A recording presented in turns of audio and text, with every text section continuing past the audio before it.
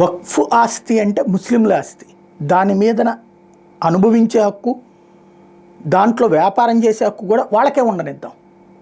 ఎందుకు ఈ మాట అంటున్నానంటే, తాజాగా వక్ఫ్ ఆస్తుల లీజుకి వేలం అంటూ ఒక వార్త రాసుకొచ్చారు.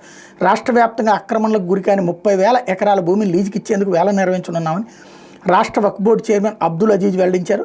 నెల్లూరులోని బారకాస్ మసీదులో ఆదివారం ఏర్పాటు చేసిన ఇఫ్తార్లో ఆయన పాల్గొన్నారు. అనంతరం మాట్లాడుతూ కులమతాలకు అతీతంగా ఈ భూములను లీజుకి ఇస్తామని తెలిపారు. అన్ని మసీదులు రెంట్ రివిజన్ చేయనున్నట్టు చెప్పారు అన్నట్టు. ఇందులో అన్ని కులమతాలకు అతీతంగా ఏంటి అంటే హిందువులు, బౌద్ధులు, జైనులు, క్రైస్తవులు కూడా అవి లీజుకి తీసుకోవచ్చా? దాని మీద వచ్చే ఆదాయం ముస్లింలకే వెళ్తుంది. బట్ అట్లా లీజుకు తీసుకోవచ్చా?